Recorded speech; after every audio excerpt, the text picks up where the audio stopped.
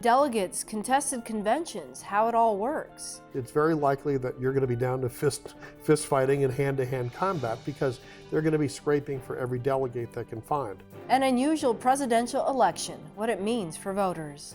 People are actually more tired of their own party than we've seen before. So there's a lot of negative feelings toward the party system, and people want something different.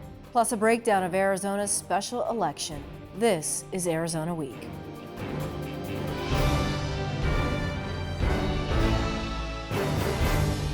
Hello, and thanks for joining us. This presidential campaign shaping up to be a unique one, and one that could present some situations American voters have not seen in decades. For more on that, I'm joined by political science professor at the University of Arizona, Dr. Barbara Norander. Barbara, thanks so much for being here. Thank you for having me. Let's start off. Presidential preference primaries, are they really that valuable and important? What do they tell us? Well, they tell us who is popular in the state, and it also will eventually determine how the delegates vote once they get to the convention. And these delegates versus superdelegates, how powerful are they really? Well, delegates, generally we're talking about pledged delegates, delegates who were selected based on the results of a primary or a caucus, and they generally have to support the candidate that they're tied to, at least for the first vote in the convention. The superdelegates are on the Democratic side only. And they were created back in the 1980s to give a voice to the party leaders, the state party chairs, and elected officials. And they represent a little less than 20% of the Democratic delegates, and they're free to vote for whoever they want. Are these real movers and shakers within the party, or are they just people who happen to have been chosen?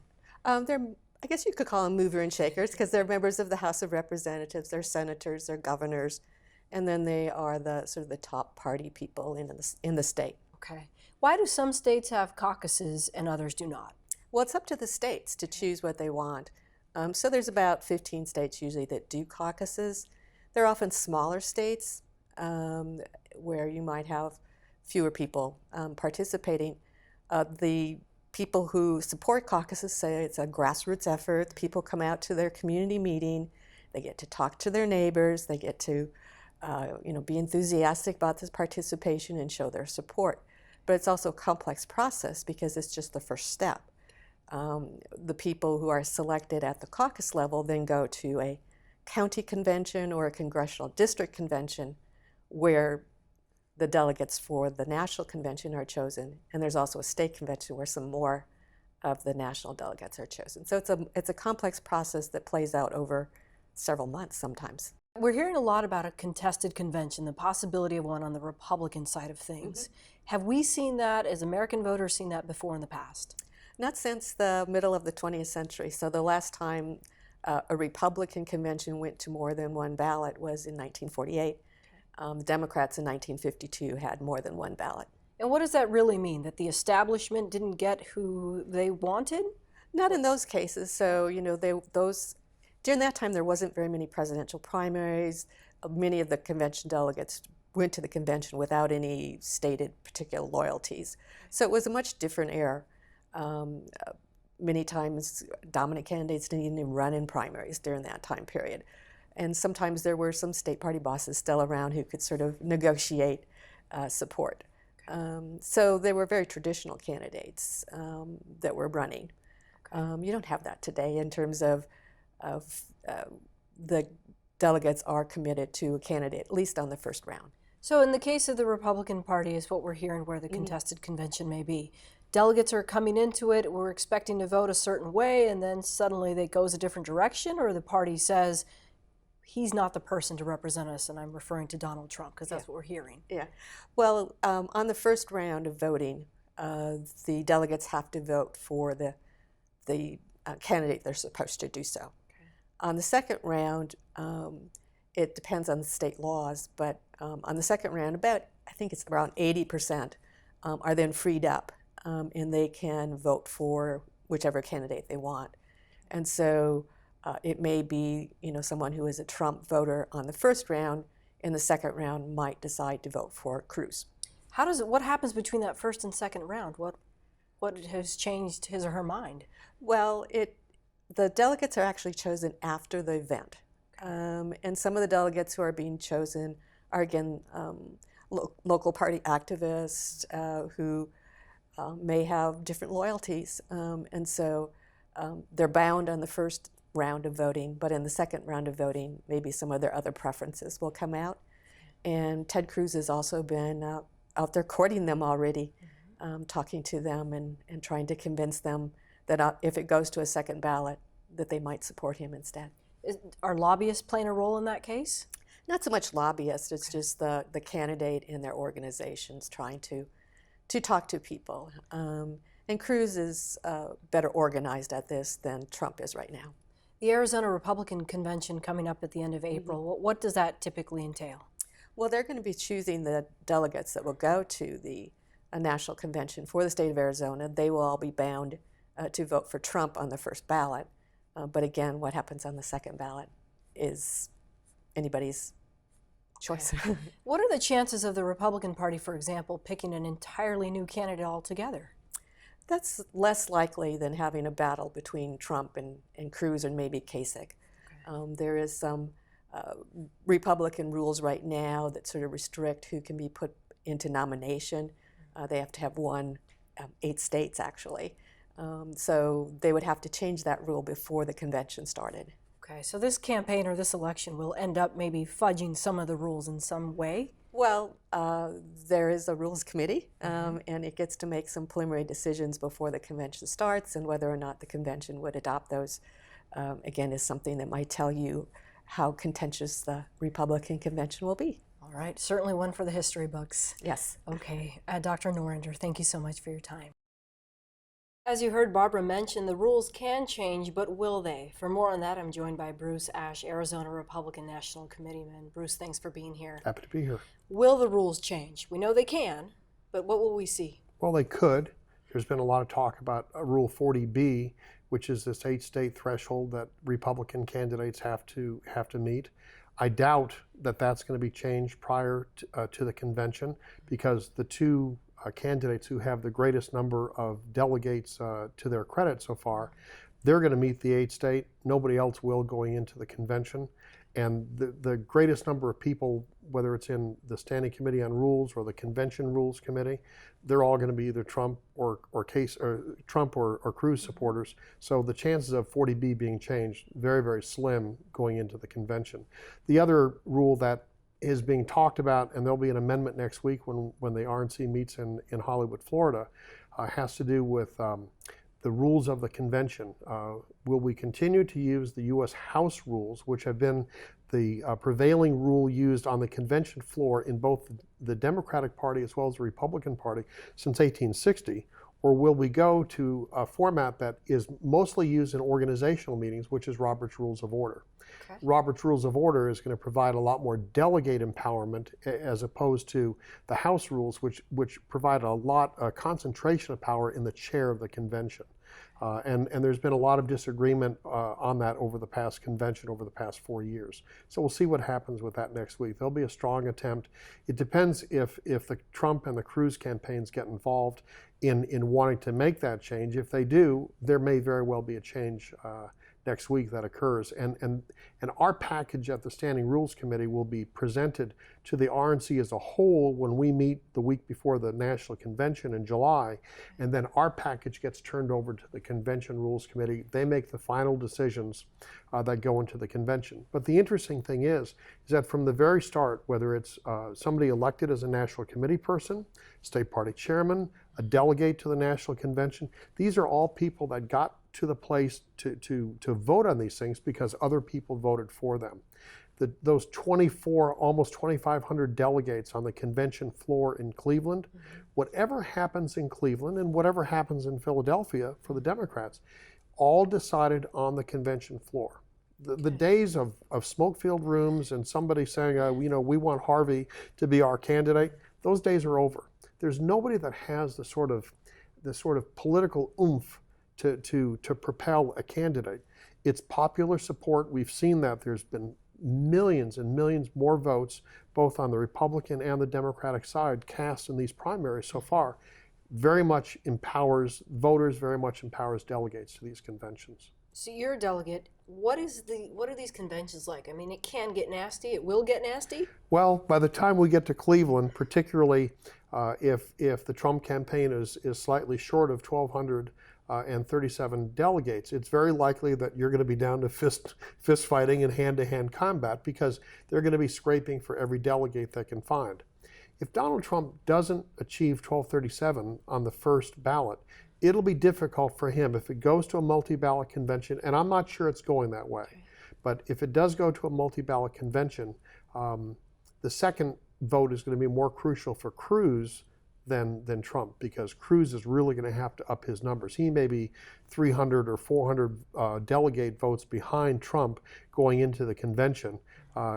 It'll be a very interesting dynamic to see which of the Trump supporters fall by the wayside once they're unbound and can vote their conscience, whether they continue voting for Trump or if they switch over to Cruz.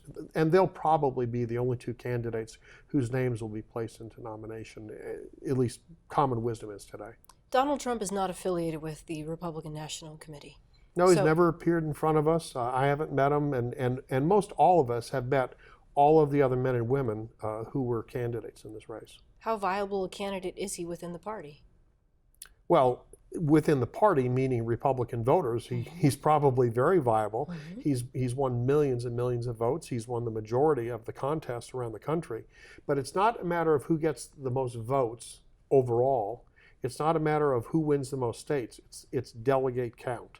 And some of that is preordained by state statute or by party rules. And some of that, where there are unbound candidates, we know in North Dakota, in Minnesota, in Colorado, there's stories, where unbound candidates are being wooed by both sides. The Cruz people appear to have a little better sense of how the RNC works, delegate math, and so on. Mr. Trump just hired Rick Wiley, who worked for Scott Walker. Rick Wiley was also at the RNC. So I predict that Mr. Trump's delegate mathematics and his ability to operate between now and convention time in July is going to increase dramatically. Wiley knows the RNC very well. What he's doing is working, or is he just tapping into something that no one's been able to before? Donald Trump probably understands media dynamics better than anybody else, having been a television personality. He's really been a national personality when you go back probably 25 years. If you remember when he used to come to the University of Arizona basketball games, the games would stop when he would be with a friend of his down at center court. He has that kind of magnetism as an individual. He's a very interesting fellow. What does that say about voters? What does it say about voters? Well, it's a great question. I think what it says about voters today is they're looking for a leader. It's the same way that we were looking for a leader in 2008. Barack Obama was that leader that Americans felt could provide hope and change. What hope and change means in 2016 may look a little different than what it did in 2008. But as my friends have told me, as I've learned in the business, the center is always moving in a political dynamic, and it just depends on which direction it's flowing. I think we've been a center-right country for a long time. We're probably more middle center today and over the past 8 years. It depends upon hopes, fears, world events. National security is going to be a big issue. The economy is going to be a big issue, but the personal magnetism of whoever the nominee is going to be a big deal. If it's Mrs. Clinton, who's the Democratic nominee, her negatives are very high, the same way that Donald Trump's negatives are very high. This could be an election, Lorraine, where fewer people turn out in 2016 than maybe they did in 2008. And what does this election tell us about voters? Samara Klar is an assistant professor at the U of A School of Government and Public Policy. Sam, thanks so much for being here. Thank you for having me. It's great to be here. This is a unique election. Yes, it's an exciting one. Exciting, and some people might think it's kind of complicated. Yes. What does it tell us about the voters out there? Well, what I've been finding in my own research is that American voters are really tired of both parties, both the Democratic Party and the Republicans. People are actually more tired of their own party than we've seen before. So there's a lot of negative feelings toward the party system, and people want something different. They want someone who is not affiliated with either party.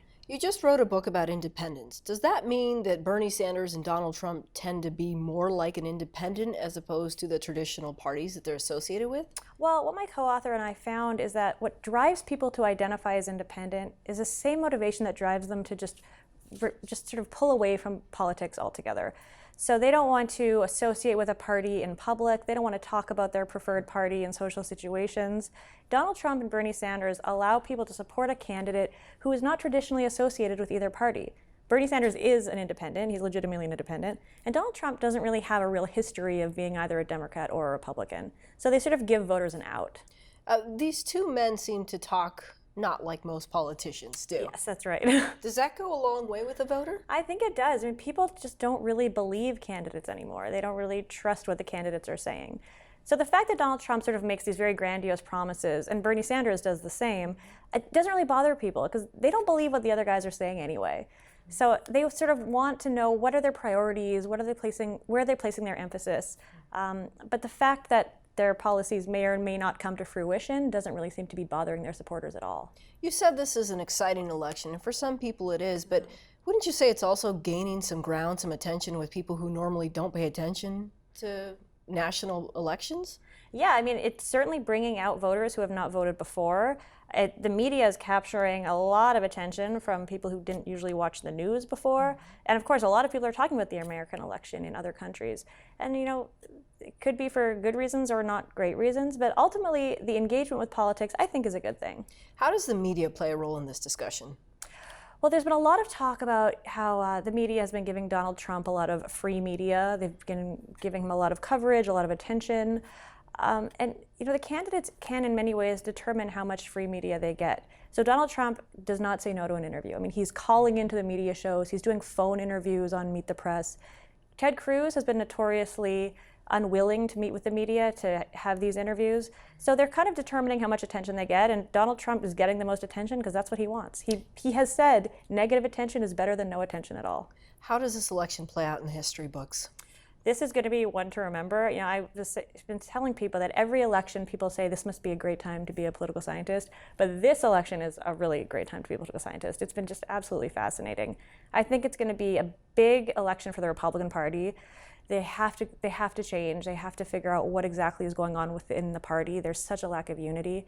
And you know, for the Democrats as well, Bernie Sanders is bringing in all sorts of issues that Clinton probably wasn't prepared to talk about to the extent that she's being forced to. So I think this election is sort of a turning point in terms of reprioritizing for both parties. Wonderful. Okay, thank you so much. Yeah, thank you.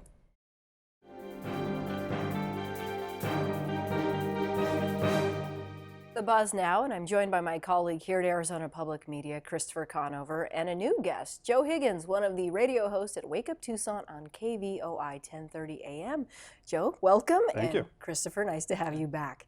Talking about the presidential preference primary, we'll start with you, Joe. What are your viewers, your listeners, what do they want in their next president? So we're in the hot seat. We listen to this day by day, play by play, and beginning of the year, there were 17 candidates, every kind of shape, flavor, and color that you could extra pick.